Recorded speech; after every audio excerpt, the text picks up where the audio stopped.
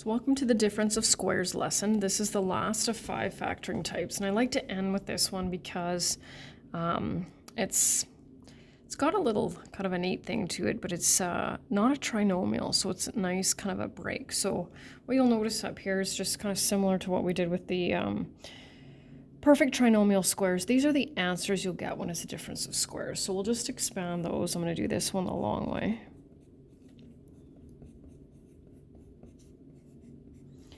And then once we've multiplied this, this is what a difference of squares looks like.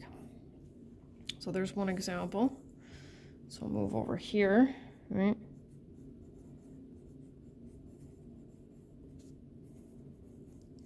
It's 9, and this is where you notice we end up with only 2 terms, and this is what I call the opposite twins. And this one, 9b squared minus 3bc plus 3bc minus c squared. And so how do we recognize a difference of squares? Well, first of all, we need 2 terms, and we know that a GCF can have 2 terms too. So one term has to be positive, and it doesn't matter which one. And one term is negative.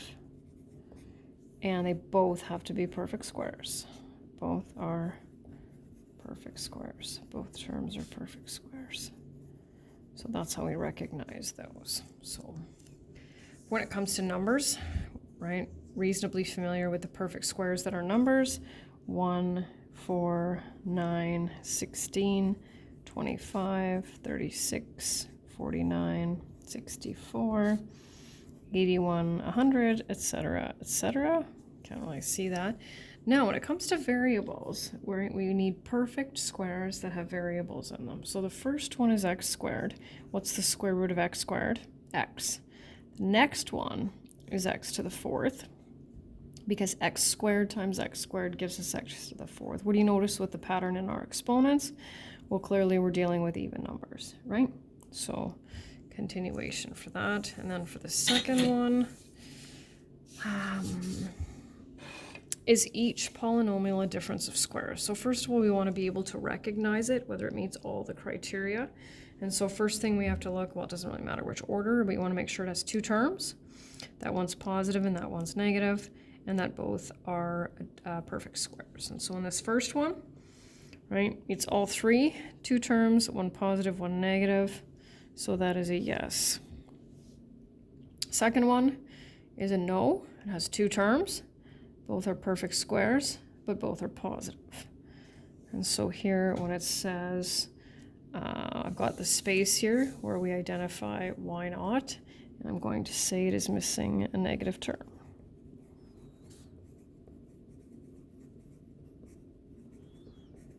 Next one, yes. And the last one is it's got 2 terms. One's positive and one's negative. But no, because m to the 5th and n to the 9th are not perfect squares. And so that's crucial in order to be able to make this work. So once we have, right, identify that, here's how we factor it, right? We know we're going to need 2 sets of brackets. And once again, we look for that GCF, which is not here, right? So 2 sets of brackets, we take the square root of the first term, right? Square root of the second term, and of course 1 positive and 1 negative. And that's what makes that linear term disappear. So we want to make sure not to mix up the perfect trinomial squares where they have the identical twins with the difference of squares where we have what I call the opposite twins, right? Okay, so this one. Now, this one can work either way. I'm not going to be super picky with that, but I prefer to kind of have it, and I don't usually rewrite it. And you can't swap the signs, so you can't make that one positive and this one negative, but you can rewrite it so that the positive term is first, and then do it that way, because we shouldn't have negatives at the beginning. And now there's individual practice here. So now would be a good time to stop and give them a try and then check your answers. The steps over here are actually blocked, just because normally you would write them out. But what I'll have you do is you can go to the notes, they'll be there, and of course I'll talk you through it here.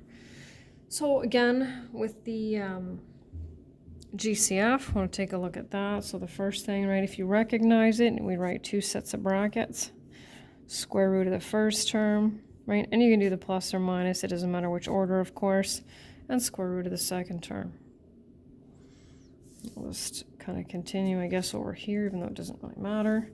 So we'll go 2x minus 3, 2x plus 3,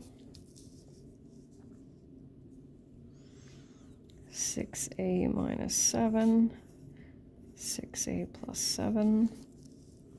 So here's one that I'm going to do, except I'm not going to actually rewrite it, but I am going to start by taking the square root of this first.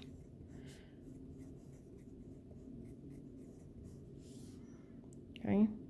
And then we move down to here, and sometimes students will say, well, that one can't be done because 3 is not a perfect square, which is totally true. However, remember that hint, always look for GCF first.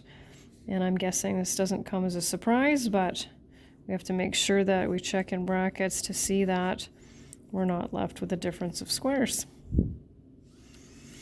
And this one's my favorite one. So we look at it right away and we think, okay, there's no GCF, let's break it down right into this. And it makes sense, so then students stop here and then I go, oh, let's just take a look again. So remember how we have to double check our factors to make sure that we can't factor further, right? So the GCF ET, GCF DT blends. This one we have to take a look at, because look at this one by itself, right? If I cover up this factor, we can see that that factor that's remains is actually its own difference of squares, because 2 terms, one's positive, one's negative, and they're both perfect squares. So now we can actually break this one down into n minus 1, n plus 1, and don't forget this, because we don't have factors disappear, and I call that a difference of squares times 2.